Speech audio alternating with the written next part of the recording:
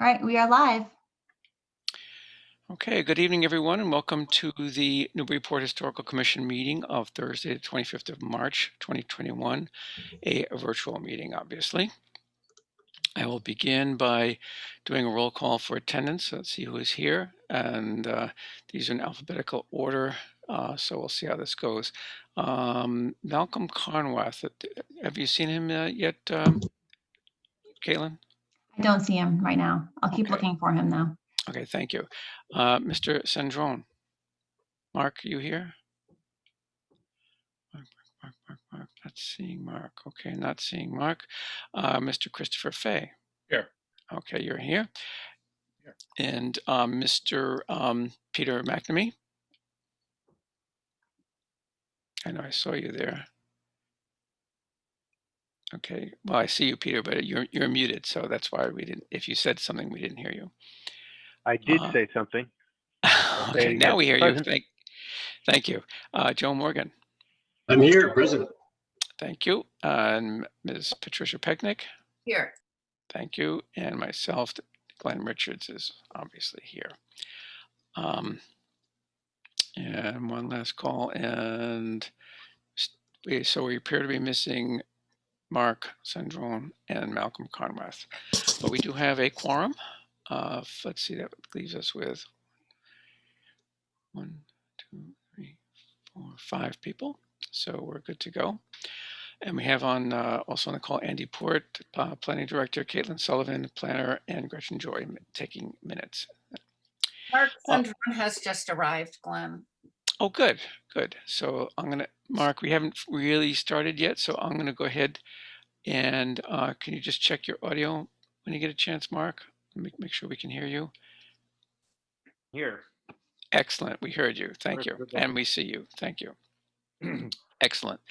Okay, so a couple of quick rules and things. Only the commissioners will have the audio enabled by default, and we'll enable one member of the public at a time during public hearing periods, of which there may be one tonight.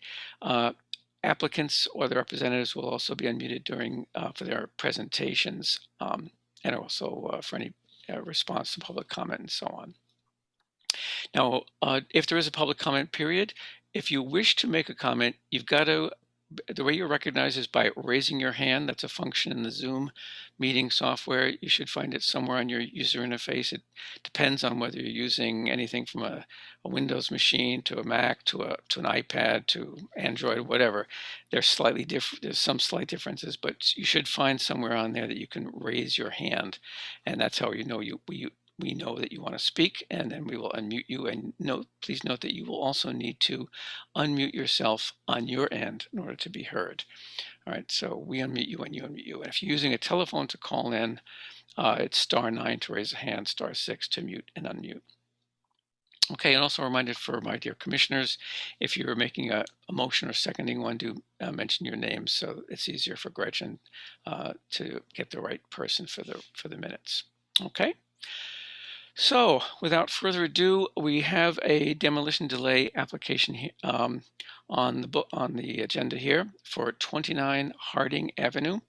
The applicant is seeking a determination of historical significance only tonight. In other words, they don't have any plans for either reconstruction, construction, addition, whatever.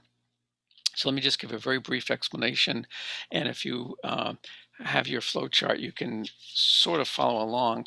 And I want to go through this first decision again, because it can be a little confusing, because when the first step is it historically significant? But there's sort of a part B to the first step, which is if and only if it is historically significant, we also have to determine if it's considered for preservation or not. If we deem it to be not historically significant, then that's the end of the story, done deal. No further action required on our part, and they are allowed to get a demolition permit.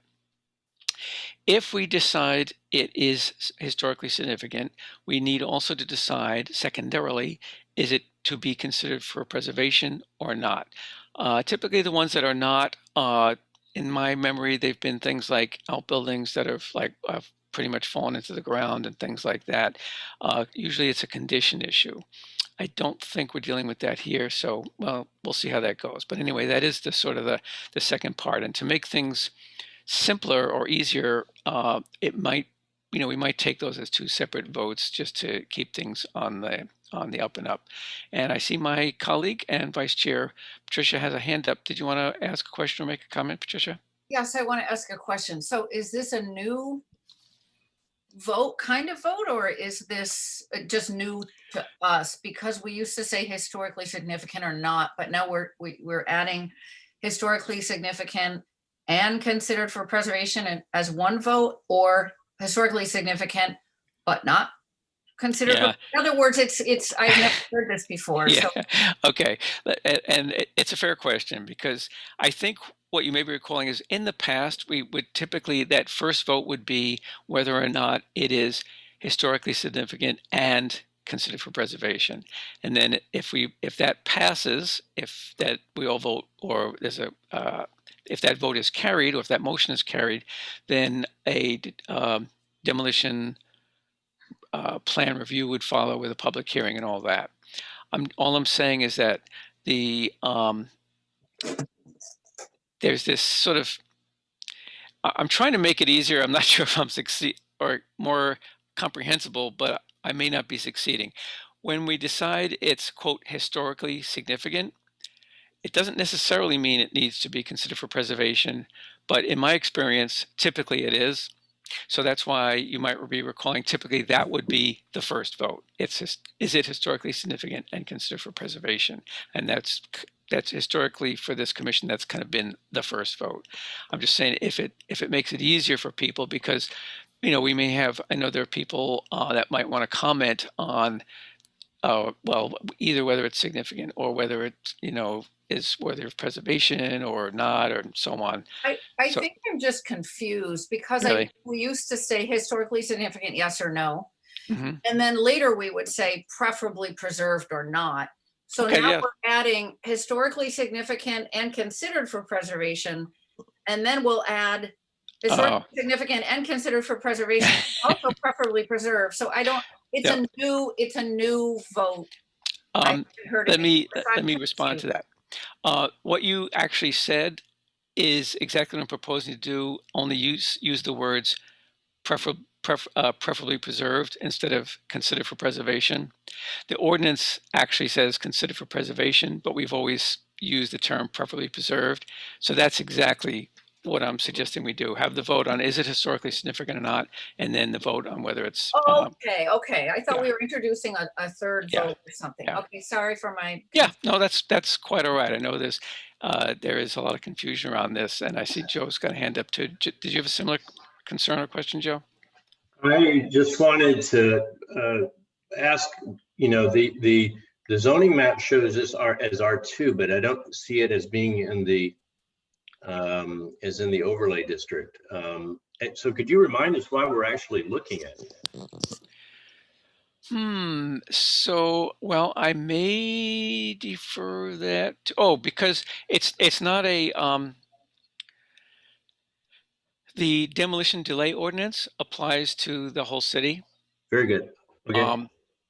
This is not a demolition control overlay district or DCOD issue. It's just a straight demolition delay issue. Straight demo. Okay. Thank you. Yeah, that makes sense. Okay. Everyone kind of clear on all that? I know can be confusing. Okay. So there we go. So anyway, let's see, the applicant, I think, is here, right? Is that, I see a Nat Norton in the attendee list, and Caitlin has enabled your audio. So if you would like to talk to us, Nate or Nat, on this, you would just need to unmute yourself locally, and we should be able to hear you. Okay, thank you. Can you hear me now? We can hear you. Okay, thank you, Mr. Chairman and members of the board. Yes, I've submitted an application for a demolition permit for 29 Harding Avenue. Mm-hmm. I've provided in my checklist here, cover letter, the zoning determination from the planning department, photos of the building, and some additional information that I think is going to be useful to follow with this application. The structure itself is, well, the assessor has the property, the building identified as the year built as 1869. It's pretty clear that this building wasn't built quite that long ago. The first record card or field card that was, conducted by the assessor was in 1969. And at that time, in 1969, on that field card, there was a note on the field card that stated that the structure was previously a camp from Plum Island.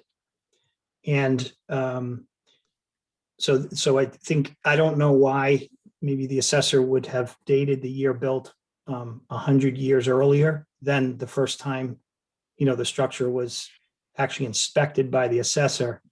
I guess it's certainly possible that it was, I don't know whether I would put that as 100 years earlier, but it doesn't appear that this building is quite that old. The kind of physical characteristics of the building, the construction material and so forth are more modern lumber that would have been used, kind of post World War II. The structure itself today is the exact same dimensions and everything that was noted on the field card in 1969. Prior to having access to that field card and doing some deed research, noted that the property was, first sold in 1921. This area of Newburyport was subdivided in 1920 and known as Mosley Park. And the lots were sold off. There were, some of them were very small lots, and they were sold off at 4 or 5 or 8 at a time. So this one lot was sold in 1921 to last name of Duffy. That was in 1922. In July of 1947, Duffy sold the property to Deneen, which transferred, again, just the land. At least that's what the deed referenced, is just the land.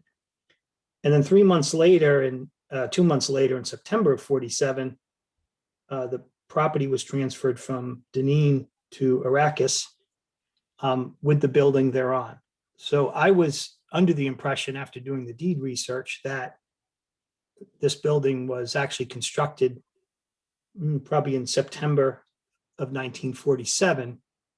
At that point, I approached the assessor's office to see if the year built could be changed because of the 75-year rule. If that was the case, if it was built in 1947, it would only be 74 years old, and then I wouldn't be taking your time up at this meeting tonight. So I guess I have really kind of two ways to proceed here. If there is kind of a question about, or if there's any other information that I should be aware of the actual age, of the year built.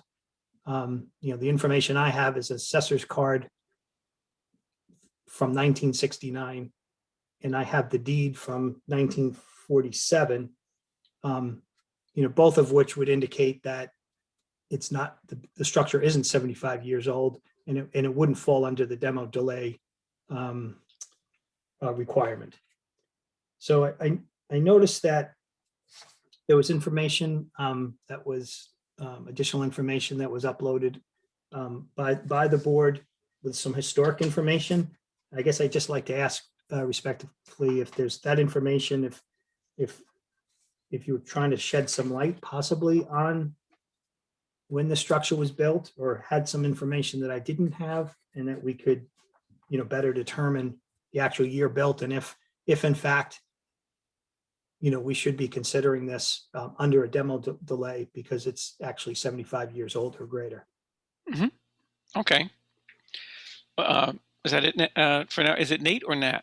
It's Nat. Yeah. Okay, thank you, And I Nat. apologize for putting the question back on you. I know I'm supposed to be No, making this presentation. No, that's okay. And I know that we had a couple of our members who had, either did that posting and did some additional research and so forth. And I see one hand up from Patricia Pecknick, the vice chair. And so Patricia, why don't I turn it over to you? I'm sure you had something you wanted to say on this. Yes, Mr. Norton, I completely understand why this is confusing. It was very confusing for me. I spent many hours on it before, asking help from the archival center at the library, and the two research librarians there found it very intriguing as well. So I'll tell you what I found and what I'm guessing and what I have documented, and then what we can sort of try to figure out together. So in the 1920s, the land was divided into lots where people could build summer camps. It's hard to imagine that people who lived in Joppa wanted to do seasonal camping at Moseley Park, but indeed I looked at some of the deeds of owners named the Crooks on Harding, and they lived at Joppa and they built a little camp there. And the camps were very small, 1 or 2 rooms. Some people did build year-round structures. So for example, 7 Harding was built in 1930, but Harding remained a private dirt road until the 40s. And I saw in the deed histories that the lot owners were giving easements to the utility company starting in the 40s because the city paved the road. People started building year-round housing and developing it for World War II, veterans returning from war and needing a place to live. This is the great age of suburbanization. And then, so interesting, I was baffled by that assessor's card too. And I thought it couldn't possibly be from 1869, but listen to this. At the exact same time in the 1940s, land on Plum Island was seized by the federal government under eminent domain to create the Parker River National Refuge Wildlife in Essex County. And the federal government paid owners of summer cottages on Plum Island whatever the government deemed to be fair market value for the cottages. Some were 1 story, some were 2 story, 2 rooms, 4 rooms. This happened especially in the Knobs Beach section of Plum Island, which is the southerly part of the island across from Ipswich. And the Knobs Beach name was also the name of a beach in Ipswich. So there were lots of lawsuits by these little summer Plum Island camp owners disputing the value of the property. It went to federal court. The government had to defend its eminent domain taking. And the federal government won, and many of the cottages then went up for sale. So I went back in the Daily News and saw many ads for cottages that said things like 4-room cottage needs moving off Knobs Beach.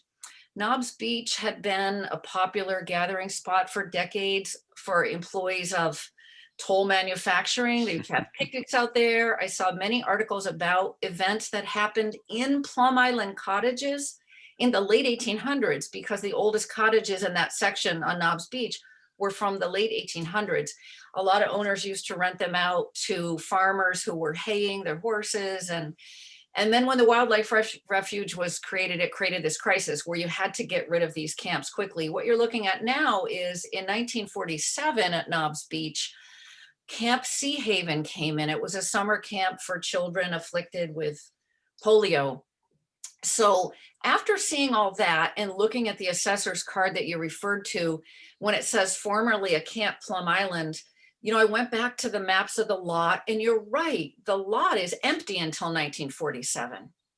So at first I was imagining that this was one of the original 1920s camps built on the site, like the other Moseley Park cottages. But then the city record doesn't say 1850 like it does for everything else. It very specifically says 1869. And so I thought 1947 makes sense. That's the year Camp Sea Haven came in at Knobs Beach. This could have been one of those cottages.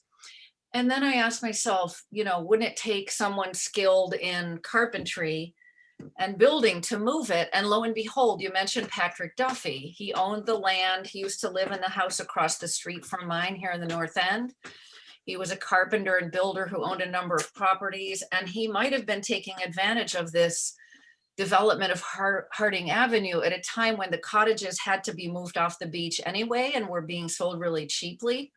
A lot of the post-war housing on Harding was very small, so this would have fit right in with the 1920s camps. So for example, 4 Harding, which is from 1952, is just 837 square feet. And a lot of the houses on that street, as I'm sure you know, are single-story ranch, kind of smaller footprint. So the living area, I noticed from the document you submitted on Harding, is 550 feet. I'm guessing they may have added this garage stuff in 1947 when they moved it. So the total footprint comes in at, just under 1,200 square feet. But it says the cottage has pine floors. And, I asked someone from the Preservation Trust to go take a look at the windows. And I think Tom Coulter-John had said that the windows were built using wooden pegs. So that makes me think there's something to the idea that it's one of those cottages. I noticed that the house doesn't show up on the deed until 1963. In fact, for the first 40 years, it never mentions a building. It never mentions a sale price. It just says lot. And, a lot of these old deeds will say lot, but they won't always say dwelling or buildings thereon. So I found the first mention on the deed of the building is 1963. But then I found a Daily News article from 1955 saying that Mr. Arakis, you mentioned him, that he had just died and teenaged vandals were breaking into 29 Harding. So it's interesting because you have the deeds and then a lot of other things from different public records and different sources. And so I'm really intrigued by this mystery. And I would like us to do a site visit to see what the heck is going on here. It's this tiny little house on this giant double lot. And, it says 1947 ranch. We can see that it's not a ranch. And so, I don't know. I don't have the answer, but I have more questions. So that's what I know so far. And I know that a couple of the librarians are hard at work trying to figure out the rest of the story. Thank you, Patricia. That was elucidating. Thank you. Did any other panelists here? Yes, I do see a hand from Mark Sandrone. Did you have a question or comment, Mark? Thanks, Patricia, for doing that research. That's really quite fascinating. Is there any record of the architectural features of the camp at Knob Beach that would potentially correlate to what we have with the building on 29 Harding Avenue? Is there any record of that? No, a friend of mine lives out on Plum Island in one of the camps that was moved. So I just asked him, like, send me some pictures. I want to see. They were the picture I showed of Camp Sea Haven. I kind of included that to show that these little 1 or 2 room things were on little foundations, right? And that it wouldn't be, right? These little camps, they're just set up on these little pillars, right? And then when they were moved, it wasn't terribly difficult to move them further back. Some of the houses that were the camps that were for sale in the paper said needs to be moved in a little bit. So some of them were probably just pushed off. And, it's just saying it's possible. The house is certainly not from 1947, but it seems like there wasn't something there in the 20s when the land was purchased. So I just don't know. That's why I think a site visit would be helpful. It says pine floors. I'm intrigued. So I'd like to get a peek inside and at least document it for the public record. I'd like to know what it is. Okay. Okay, thank you. Any other comments from the board? If not, I know there's it's not required to take public comment. I'm willing to do that, and I think I see a member of the public that has a hand raised. So just let me check one more time with our panel here. I don't see any hands. So why don't I open a brief public comment period? Caitlin, do you want to? Yeah, okay.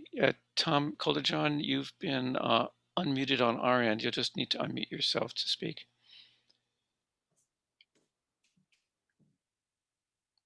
Hello, can you hear me? Yep, we can hear you, Thomas. Thank you. Thank you.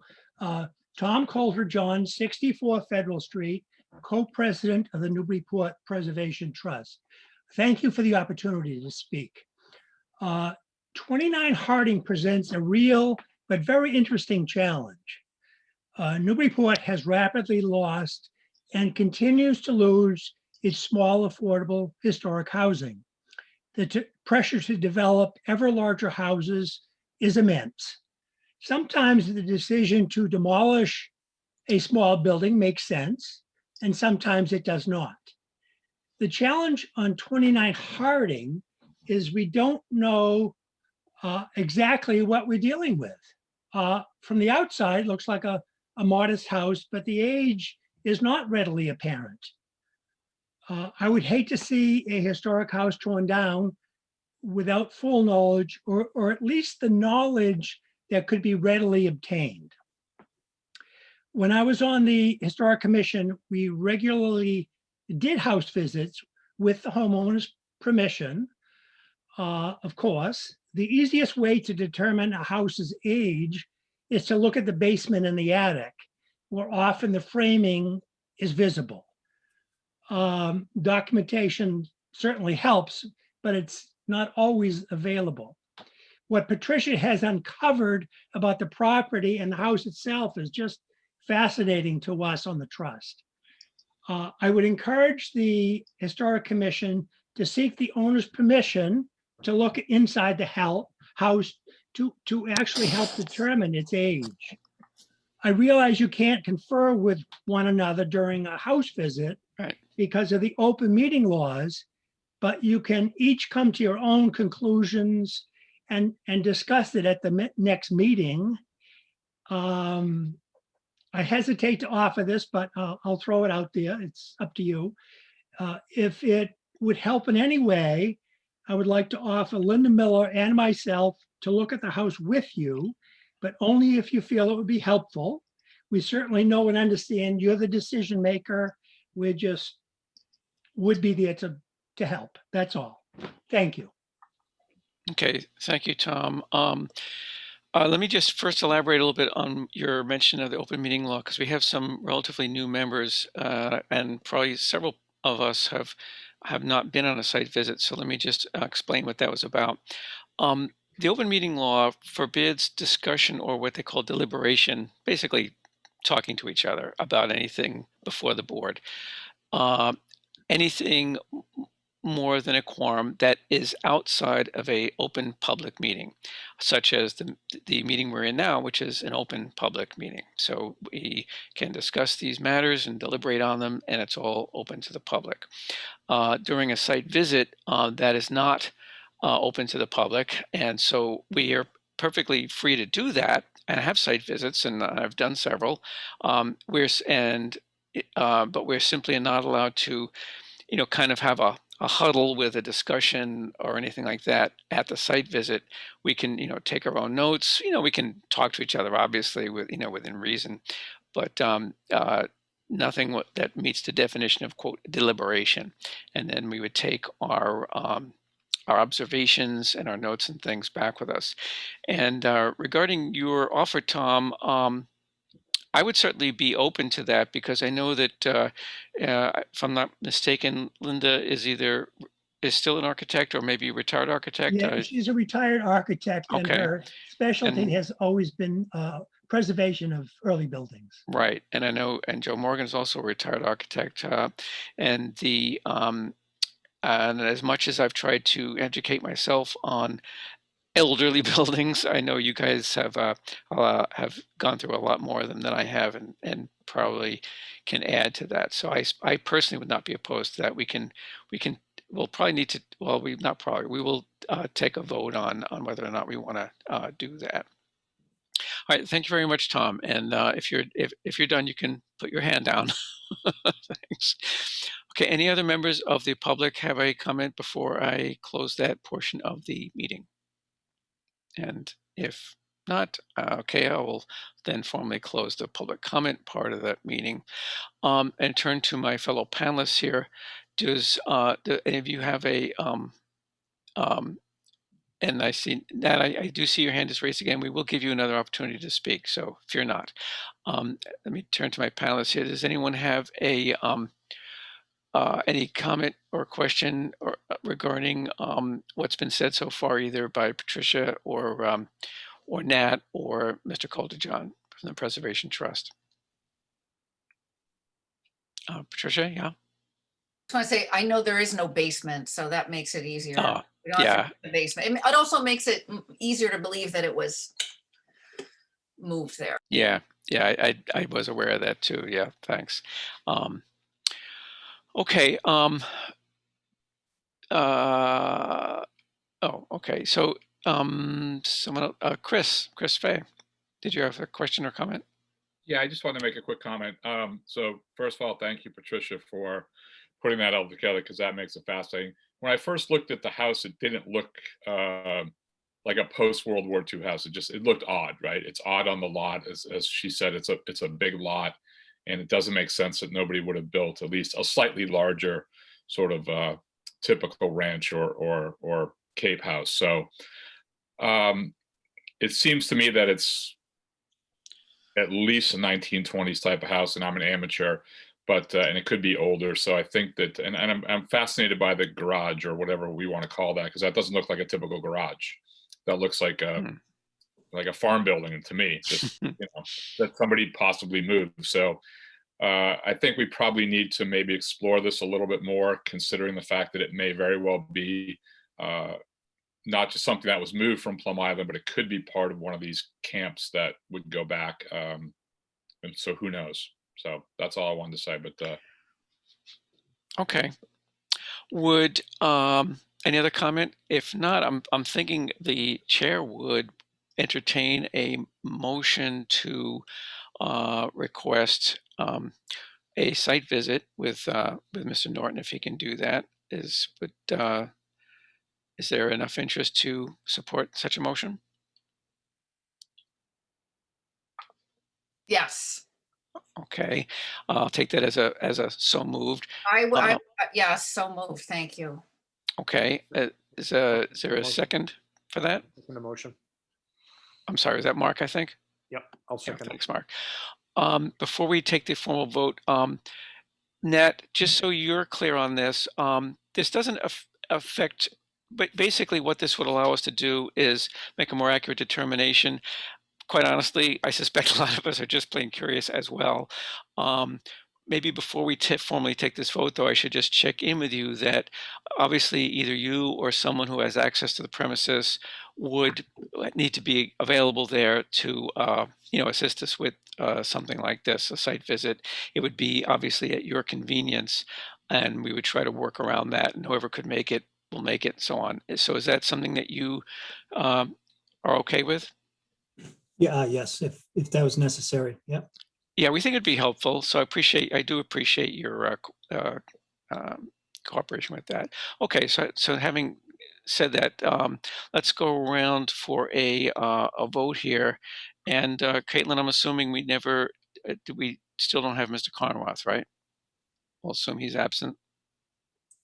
Right, I don't see him. Okay. All right, so let me take him out of the roll. Okay, so going around alphabetical order, Mark Syndrome. Yes. Okay, thank you. Sorry, wrong key here. Just trying to make a note of these votes. Mr. Fay? yes, Okay, Patrick McNamee. Excuse me, Peter McNamee. I fell back to my old habit there. Peter? Yes. Okay, thank you. Joe Morgan? Yes. Okay, Patricia Pecknick? Yes. Okay, thanks. And I'll vote affirmative with that as well. So let's see if we can't. Now we do have some timely constraints here. The application was the date on that is the 9th of March. So we need to act within 30 days to avoid a default approval. So Mr. Norton, is there some time within the next 2 weeks? Could we meet again in about 2 weeks? Is there some time between now and then that we could do this visit so we can make a final vote at our next meeting, so you can know which where you are once and for all? Yeah, I mean, I could entertain a site visit, as soon as possible. If you need to make a vote though within the 30 days, a determination, is that what you're saying? Would that have to happen before the 9th of April then? Yes, and we meet, I believe we meet on the 8th of, do we meet the 8th of April? Yes. Yes. Oh, Yeah. okay, all right. So, that yeah, would al- so that- we would that would- just, we would be able to squeak it in there. Okay. To Um, that. It just, I had some other comments. I just didn't know if it was appropriate. If you said I'd have a chance to add some more information if I can. Oh, yeah, we'll give you a chance to do that. Let's try to finish up on this. What time of day works best for you on that? I generally work from Newburyport. So if you want to throw out a couple of dates and I'll see if I can accommodate. Okay. Is towards the end of the day, does that work for you? If you're Sure, working, if you're yep. working like around Yep. 5 o'clock or so? That'd be fine. Okay. Does that work with most of our panelists here? I'll clear my schedule, man. I'm curious. Well, I know you do work some evenings, like I think it's either Wednesday or Thursday. No, I will make sure that I'm available. Okay, we've got a choice of days here because Nat is local, so we can do it a day when you're not going to be stressed out because you also No, have. whatever works for him, because he's being gracious and accommodating, so it's really up to him. She refuses to answer the question. Okay.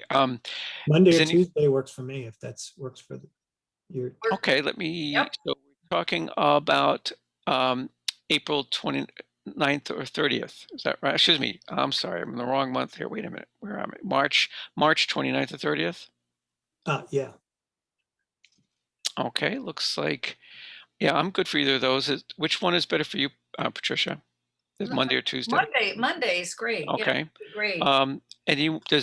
Who else would like, anyone else either have just let me know who's planning to attend or not, so we just know who to expect on the visit. We'll say approximately 5 p.m. on Monday the 29th. That's this coming Monday. Okay, Mark, I saw your hand there. So I assume anyone else? Chris, do you want to join us? Let me think about it. I'm yeah, Okay. I just don't know, given I'm like, Busy? I got one shot to go. So Okay. All right. Oh, I I'm see. intrigued. So let me think about it, and then I'll if you're voting for Monday at 5, Okay. I'll And let we will need to be socially distanced and bring our masks and all that for sure. Peter, do you think you want to make it? And Joe? I could do Monday, 5:30, or even a little bit later would be even better because I'd be coming up from Woburn, but Oh, I see. I could do Okay. 5 if necessary. All right. And Joe, do you want to do it? I don't think so. I mean, Okay. maybe, but I can leave. Can I leave that open for a bit? Yeah. That's all right. I just wanted to get an idea. It's not absolutely necessary to pre-register, so to speak. And one last question, Nat, could we make it 5:30? I think that might actually be That's fine with slightly me. better for me as well. Yep. Okay. So 5:30 Monday, and I wrote %30. And that's March 29. I believe that's the date my wife gets her first vaccination shot. Now, Nat, go ahead. Did you want to make some other comments? Yes, I did. Just a couple of things that were mentioned by the public and other board members. Okay. And then I think your other member pointed out there is no basement. That's true. It's just a crawl space. There obviously is no attic either, but given the condition of the home, you can actually see the roof rafters. So the home is in hasn't been occupied for some time, and it's in quite a bit of disrepair. I didn't pursue the that it's unstable, unfit, but that certainly falls in that category. You'll see you come to look at it. Somebody was intrigued by the garage. There's a poured concrete foundation, with a building built, the walls built around it. My assumption is that whoever built the garage is just of modest means and, put a flat roof on it and kind of the basics there. So I just wanted to point those things out. One Okay. other thing is that the property transfers that we're talking about were for lot 164, okay, which is a 50 by 165 foot lot, and that is 29 Harding, okay. You say it looks like a large lot, but there's another lot, if you're looking at the house to the left, another 50 by, if you go to the tax map, thank you, or actually the tax map's fine. If you could zoom in on that. Okay, she's showing it right there. So you can see the house lot, and then there's a lot next to it with a little piece Right. cut out in the back because Right. in 1966, the lot next door was purchased by the current owner. And then 50 feet was sold to the neighbor on Erie Avenue. So the house itself and the house lot was just the 50 by 165. And all of the deeds that I referenced, were those. So it wasn't like there was some big lot and they dropped a little house on it, I guess it just fit on there. And then, as I appreciate the intrigue and the interest in this, and the structure itself, it is still a question as to really what the year built is. So just ask for the board's consideration about if this house was possibly moved from Sea Haven, which, we saw the pictures of, those were built in 1947. And so it's possible that, if it came from Sea Haven, well, then the year built would still be 1947 coincidentally, and still not 75 years old. And then again, wouldn't fall under the demo delay ordinance. So I guess we have those kind of questions hanging out there. Right. Yeah. Oops, sorry. I think, Mr. Norton, I was saying perhaps when the Knobs Beach cottages were moved, they were moved from the area that later became Sea Haven. That's all I was speculating. Could have happened. We don't know. We don't know. I guess that's why we want to peek. And I do understand it's got some hasn't been inhabited for years, and I what it looks like inside. We don't. I'm sure there's a lot going on, a lot of neglect. I just want to kind of get a better sense of the date, just so we know what it is, really. But I understand. I appreciate that. Okay. Well, thank you very much, Nat, and please, we do sincerely appreciate your cooperating with us and being able to make yourself available to do the site visit. We do appreciate that, and I know, and Tom, if you or Linda can make it, that's perfectly fine with me. And I see a hand, Mr. Christopher Fay. Did you want to say something? I should have added this earlier, but I've said this before. We're getting, maybe it's not relevant in this case, maybe it is, but we're getting closer. We're really in the year of 75 years after the war. So 2021 would be, I guess, arguably the first time that we might have properties that were built right after the war come up in front of us. And I just want to make the case, whether it's relevant to this one or not, we'll find out, that and I think I echo what Tom said, is these are houses that are historically significant. They seem to be cookie cutter because there's so many of them everywhere. But as I've said before, all of our homes don't just rest on High Street. And we have workers' cottages, and we do have to recognize that this city evolved and isn't just a museum for sea captains' houses. And there is a place for preserving homes like this, whether we choose whatever we do with this or not. But to sort of see these houses as just throwaway because they seem to be such cookie cutter houses that were built so commonly after the war. I just want it on the record, I guess, and just to warn us that, otherwise you start to lose houses and everything gets demolished post World War II to be replaced by, the next version of that sort of type of house, or you know what I'm saying, I think, right? Yeah, I appreciate that. And you're, and I know we have another member of the commission who has a great fondness for small houses. Yes, I saw you look up, Patricia. You know who we're talking about.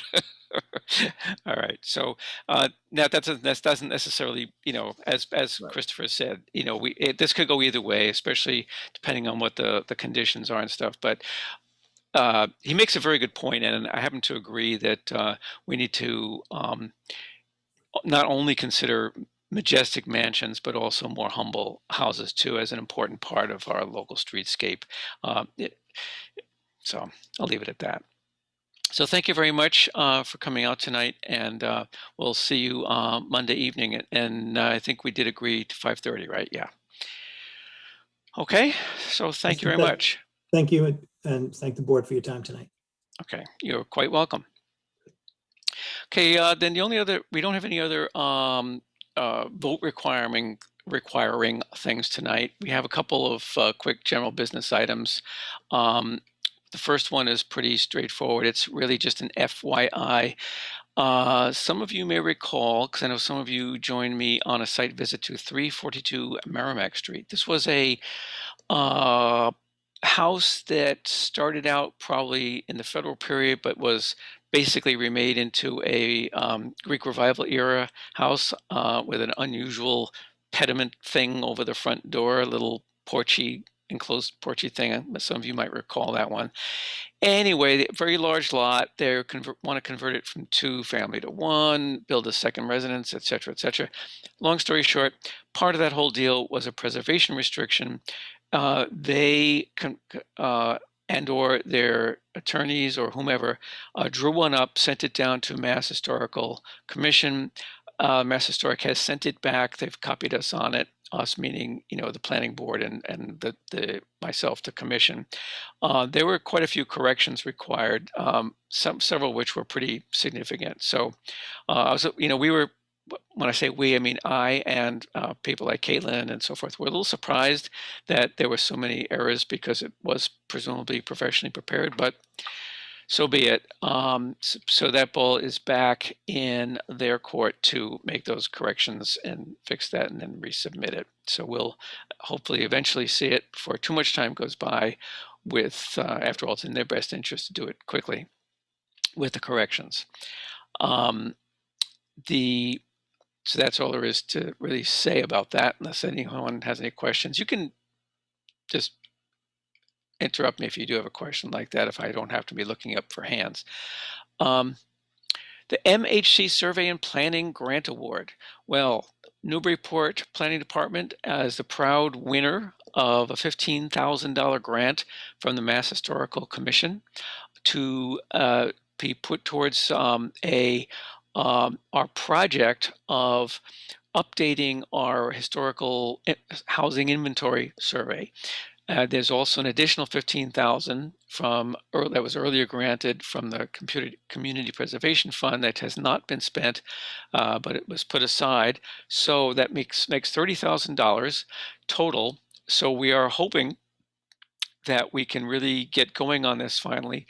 I think it's enough money to make a pretty significant dent in this. This I refer to is the fact that the inventory has not been seriously updated, if at all, since it was created in the early 80s, around 80, 81, and so on. That's the date that all those Form Bs were submitted, and the list of all the, quote, contributing structures in the city was made up. So that was what, like 41 years ago.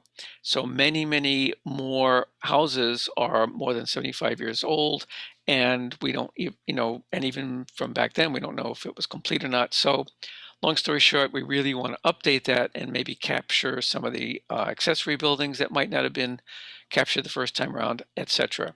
So I'm going to, with your permission, and I do want to, just we don't need to take a vote on it, but just if anyone has an objection to this, which I don't expect, just say so. I'm going to send a brief email to Michael Steinitz. He's my contact at Mass Historical, and ask him if he has a sample of the scope of work that we can use to base our scope of work on that's one of the, they have a series of deadlines for things that we need to do by a certain time to qualify and use this money. And I think one of the first things is to define the scope of work. So there'll be a scope of work required. It'll have to be, then we'll have to find the whatever expert or contractor or contact, whatever you want to call them, that person we want or company we want to use to help us do this survey. Diane in the planning office has done a remarkable job already of mapping out houses, properties in the city that are or are not now 75 years old. So we have a good start on that. But there's a lot of, a lot of work to be done. I know Patricia and I have talked a little bit about this, and we're both excited about it. She'll have some time during the summer, and I'll probably have some as well. I've got a lot of projects of my own, so I'm hoping that this project is tickles somebody's fancy on our board here. Hey, maybe even as a teacher that has the summer off that might be willing to devote a little time to this. And it doesn't necessarily have to be tons of time. Many hands make light work, so to speak. We'll just have to coordinate it a bit. But like you all to think about it. You don't necessarily have to spring forward right now, jumping up and down saying, yes, yes, how can I help? But if you feel compelled to do that, I'm all ears. So think that over.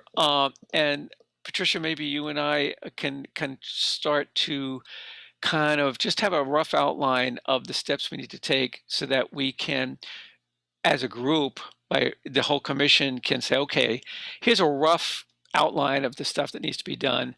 Where might you be able to plug yourself in to help out with this? And so I need to collect. I know we've got various little bits and pieces of information floating around, like consultants that have been used in the past or not, and this and that. So we need to, I'd feel more comfortable if we can at least get that information all kind of pulled together in an organized way so we can get going on this. Yeah? Chair Richards, this is Andy Port. Would you mind if I just interject a comment or two about this? Sure, absolutely. After all, it's actually your guys' grant. So go ahead, Andy. No, sure. Thank you. No, it's a collective effort. So we're glad to have the additional money, of course, to cover more properties. I just wanted to try to get sort of a finer line, I guess, on the specifics of where the commission could be helpful in getting to the end result of this project, which is, I presume not only updating some Form Bs, but more particularly, I think, to your comments earlier, Glenn, adding more properties to the inventory with Form Bs that may then be better protected under the ordinance, which is something that the city council could address. So I just wanted to mention that as far as the actual project itself, to keep it simple, you're right 100% that we need some assistance from the Historic Commission and any others, the Preservation Trust and others in the community, Historical Society of Old Newbury, anybody who can help with gathering information on these properties. But I think the first priority, like Glenn said, and we can distribute the information again, is, and go over it with you, is the inventory of properties that are not yet, covered by a Form B. Letting us know which of those structures. I think realistically, the best thing for us would be to have a list in sort of priority order of the properties to pursue with the consultant. Because again, the consultant's job is to prepare a draft of these Form Bs for our review. So I think it would make sense to have essentially a priority listing for that, because we want to cover as much ground as possible. And as Glenn mentioned, we're looking at the scopes of services for other contracts that have been issued by other communities for this work more recently to see how they've structured it. But the bottom line is we want to stretch those dollars as far as possible. Right. So if we have a ranking from you, that makes it easier for us to tell where to put the priority for the consultant. And again, I assume the focus is adding Form Bs as opposed to updating ones maybe, right. But we defer to you on that. But if we have that priority and you can spend some time on that as members or collectively, then we can tell the consultant what to do on that. The rest of the scope of work for the consultant, I think we can put together. But I do think it would be helpful to have again, if members have the time to assist with this level of detail, and I know some of you could perhaps do it because you're of your passion, if not because your schedule is already busy, is to actually look at those properties maybe individually or or at least spend the time when those Form Bs come in to sort of proof them, if you will, see if there's anything you think needs to be tweaked, right? So Yep. that's where something where the staff just do not have the time to do some of those things, nor should we necessarily be the ones that are picking the properties where, you know, the priority should be focused. So so those are the things I think would be helpful to us, and the rest of it we can kind of keep efficient so that there's, you know, less process that has to happen to get to the end result that we all want. So.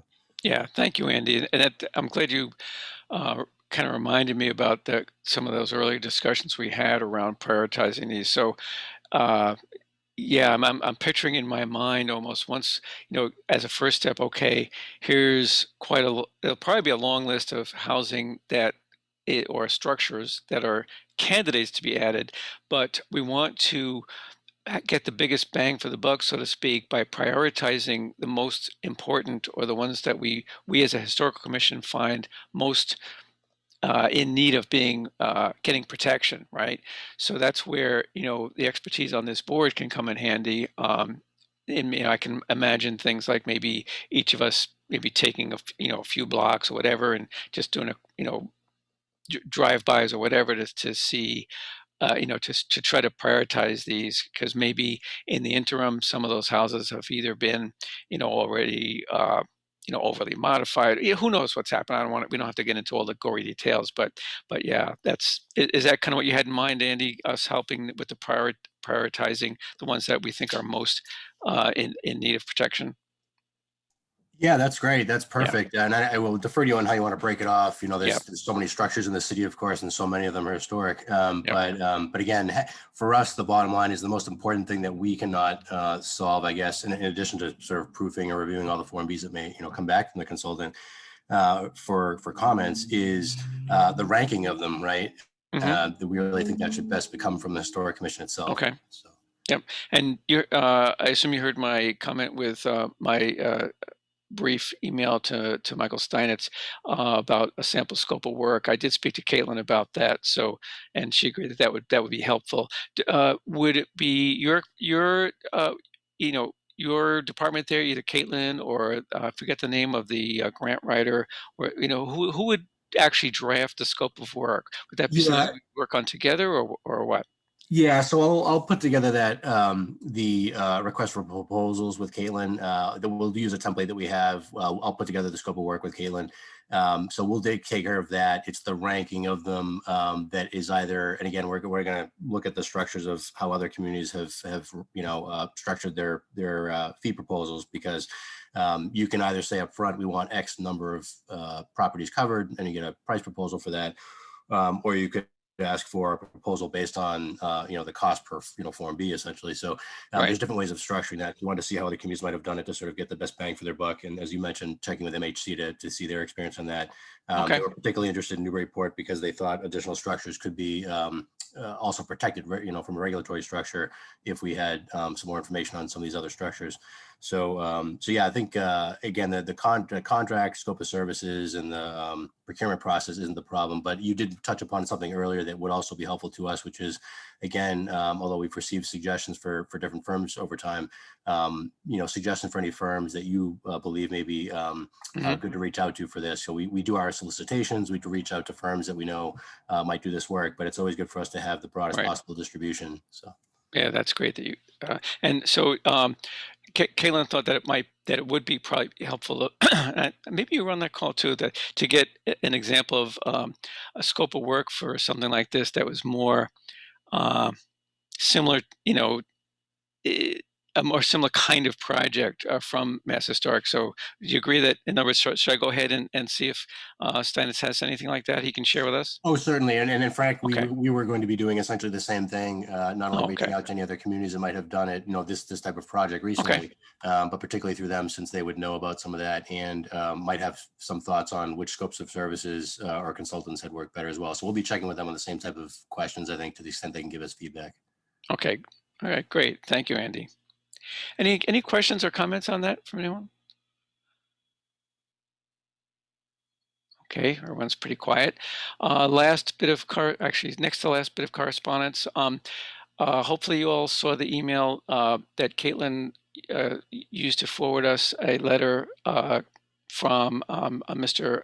Actually, I have here Macklin. It's not Macklin, it's Mackin. I think he is on Prospect Street, if I recall.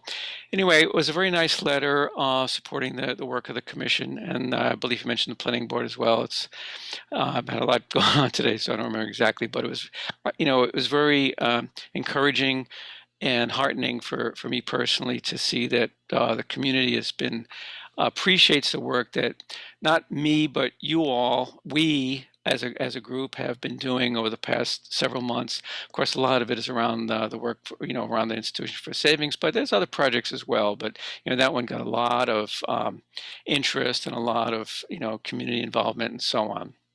And it was nice to see, some of the members of the community expressing their support. And as long as we're on the subject of correspondence, you probably all know that I sent a letter to the editor of the Daily News summing up my personal feelings about that project, the Institution for Savings. But looking back on that, I should not have done that because it's really not appropriate for me to comment publicly on a matter that is or was in front of the board. So I won't be doing that again. And I hope it did not put any of you in an uncomfortable position because I have the greatest respect for all of you and the work that we do together here as a commission, and I don't ever want to do anything that could harm our well-earned reputation for fairness, which is where I think our reputation is at this point. So my apologies for that if it inconvenienced anyone. I hope it didn't do any harm. And so that is it for our agenda other than approval of the minutes and adjournment. So unless there's any other comment, anyone making, not seeing any hands? Okay. On the approval of the minutes, I know there was, I know Gretchen did update them based on some input from Joe and myself. Thank you very much, Gretchen, for doing that. You doing your usual stellar job. Is there a motion to approve the last version of the draft minutes? So moved. This is Joe. Okay, thank you, Joe. Is there a second? Second, this is Peter. Okay, thank you, Peter. So Mark Syndrome? Yes. Okay, thank you. Chris Fay? Yes. Okay, Peter McNamee? Yes. Joe Morgan? Yes. Thank you. Patricia? Yes.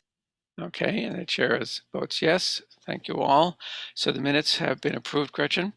And unless there's anything else, we can take a motion for adjournment. Andy or Caitlin, did you have anything else? Or are you guys good?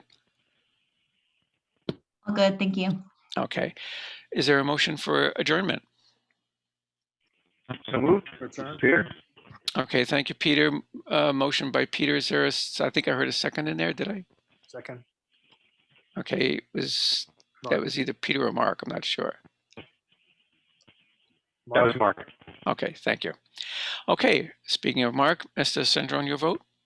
Yes. Okay, Chris Fay? Yes. Thank you, Peter? Yes. Okay, Joe? Yes. And Patricia? Yes. And the chair goes along with the crowd and votes yes. So that formally ends our meeting for tonight. If they're still on, I see Stephanie's still on. So I think, Stephanie, if you're in touch with Tom and Linda, hopefully they heard me say that they are invited to join us Monday at 5:30 at Harding Street. So I hope they all heard that. Thank you all, and good night, and thank you, Andy and Caitlin, and Gretchen. Thank you, Chair. Thank Hello. you. Good night, everyone. Thank you. Good night. Good night. Good night.